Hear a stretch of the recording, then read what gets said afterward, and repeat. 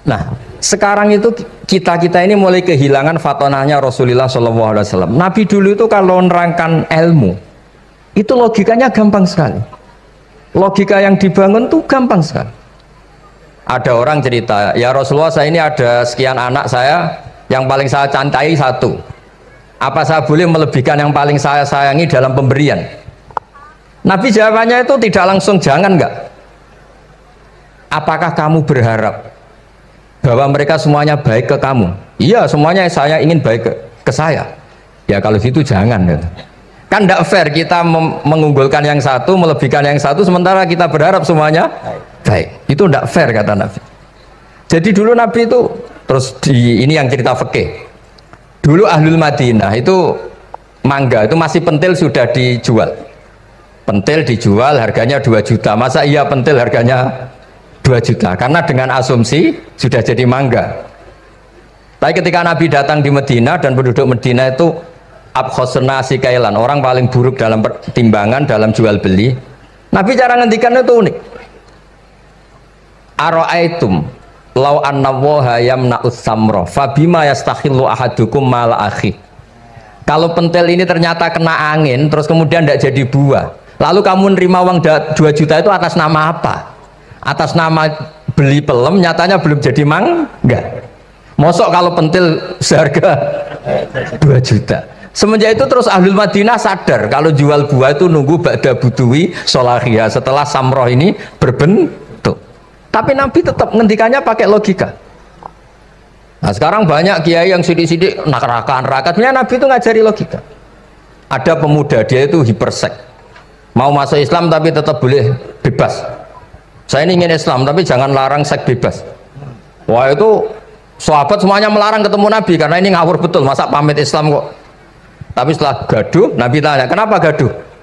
Ada pemuda mau masuk Islam tapi yasta'izinu fi zina, dia minta izin supaya tetap boleh zina. Kata Nabi, suruh ke saya ke sini.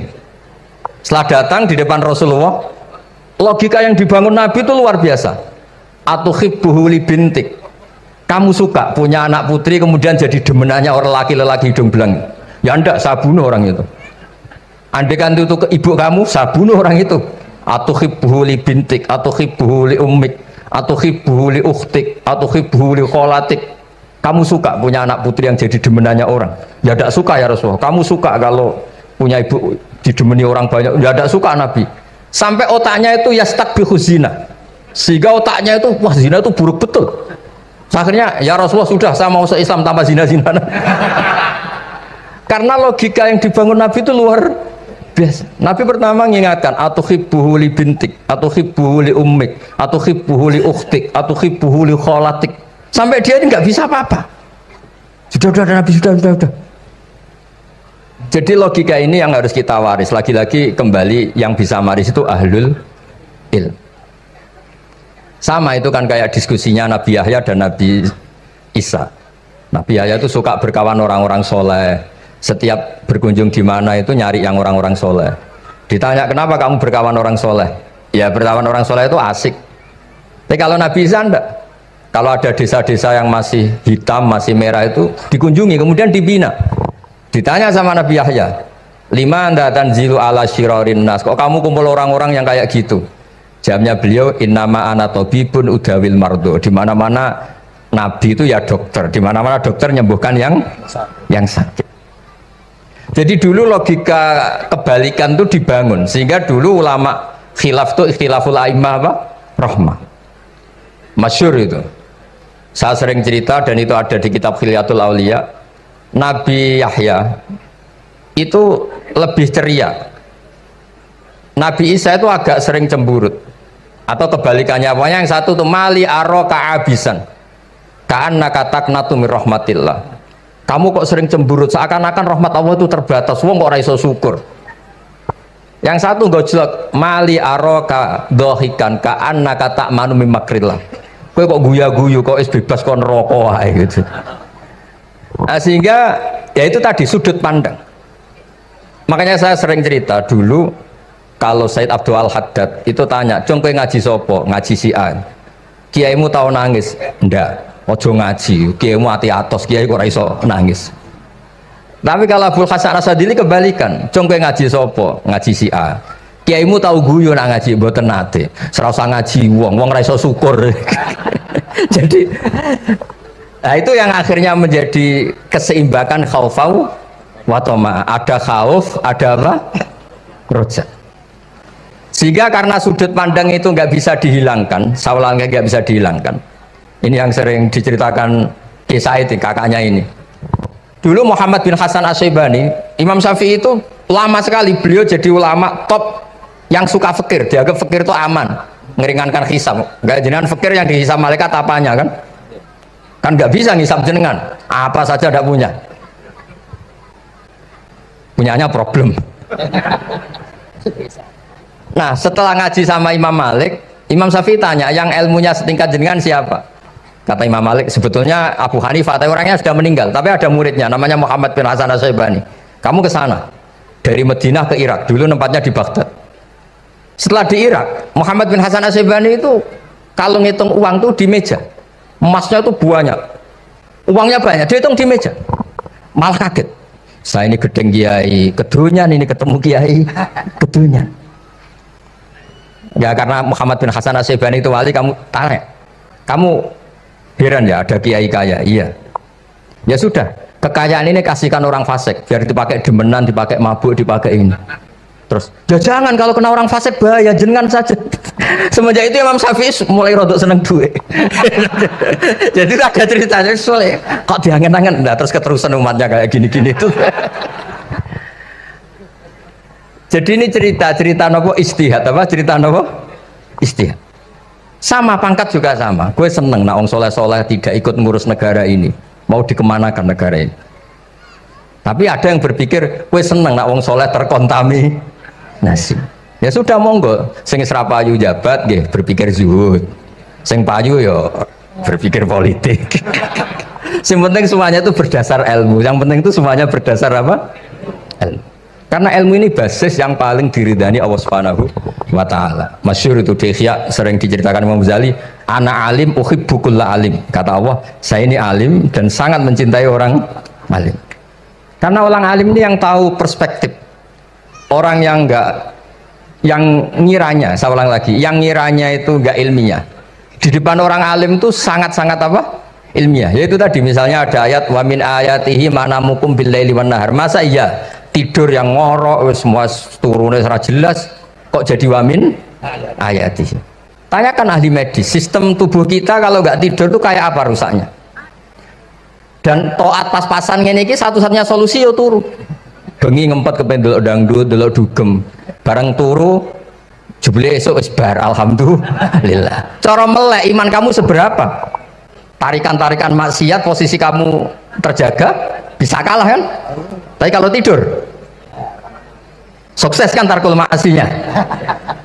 Nah, karena tidur itu sukses menghilangkan maksiat disebut wa min ayatihi manamukum billaili wan nahar. Sampai Imam Ghazali ngendikan di makalah itu, sehingga nanti ibadahnya umat ini di akhir zaman an-naumu, ibadah terbaiknya itu tidur. Jadi mulai maksud kula ngeten lho. Sampeyan anut jalur wong alim dia turu ya ibadah, tengok-tengok ya ibadah, jagongan nggih ibadah, gojol-gojolkan ambek kanca nggih napa? Ibadah. Karena ini semuanya kul bi fadlillah bi rahmati fa bidzalika napa? Falyafrah. Tapi kalau kamu tidak punya basis ilmu, adanya suudzon. Kiai kok jagongan guyon sewengi kiai opo? Kiai kok turu sewengi ku kiai? Karena basisnya ada ilmu.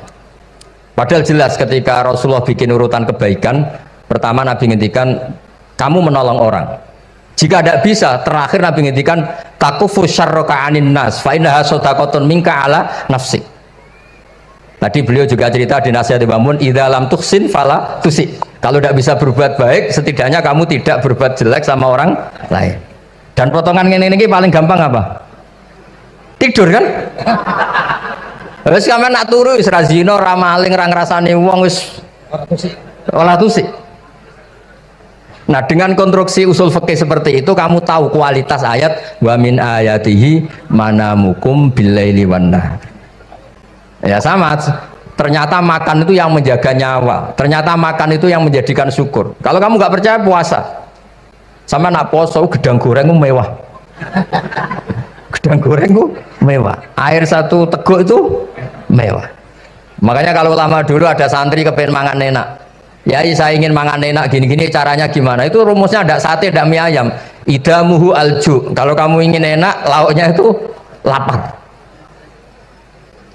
Ya kalau puasa itu semuanya kan enak. Nah itu lagi-lagi basisnya itu ilmu. Nah sekarang banyak orang yang sudah tidak peduli dengan ilmu, kayak ijazah dilakoni kan. Jadi kayak wiridan la ilaha illallah itu sebetulnya harus dibarengi dengan ilmu. Ini yang terakhir supaya nggak lama-lama. La ilaha illallah itu basisnya ilmu. Surga yang begitu mewah itu dibikin juga bagi yang melafadzkan la ilaha illallah. Neraka yang begitu ekstrim sampai kalau benda dijatuhkan dari atas ke neraka itu sampai bawah nunggu 70 tahun. Bisa kamu bayangkan kalau kamu di dalam naiknya susah itu. Ini dijatuhkan ke neraka itu sampai bawah nunggu berapa? 70 tahun. Dan neraka sebegitu ekstrim itu dibikin untuk yang menolak la ilaha illallah. Berarti kalimat ini kalimat spesial. Kalimat yang neraka dibikin ya atas nama itu yang menolak, surga dibikin juga atas nama itu yang menerima. Itu satu saktinya la ilaha illallah. Sakti kedua, orang kafir 70 tahun ngelafatkan la ilaha illallah sekali langsung dihukumi mukmin. Yughfar lahum ma qad salam. Qul lil ladzina kafaru iyantahu yughfar lahum ma qad salam. Orang yang melafatkan la ilaha illallah Muhammadur Rasulullah itu dosa 70 tahun kafir itu hilang semua. Tapi gara-gara ada ilmu terus diumumkan tahlil dening Kiai Haji Niam mesti sing nguri wah sawi mesti. Padahal kalau kamu tahu ilmunya tadi ini kalimat yang luar biasa. Kalimat yang bisa melebur dosa.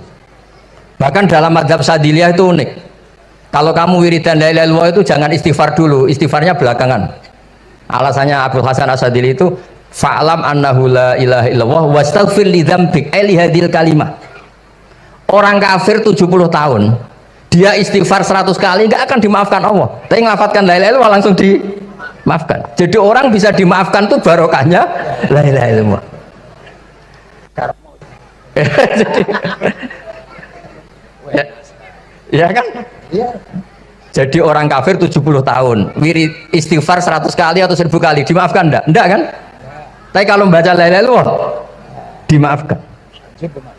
Jadi istighfar tuh ngefek positif itu kalau dibarengi la ilaha illallah. Makanya wastaghfir li dzambika bihadil kalimah. Cara Abu Hasan. Kamu boleh istighfar berdasar hadhil kalimah, berdasar la ilaha illallah. Tapi terus kemudian yang thariqah itu banyak, itu urusan rasa. Justru karena la ilaha illallah kalimat thayyibah harus disucikan dulu. Caranya istighfar dulu. Nah itu urusan monggo lah. Tapi apapun itu basisnya harus napa? Ilmu. Basisnya harus ilmu.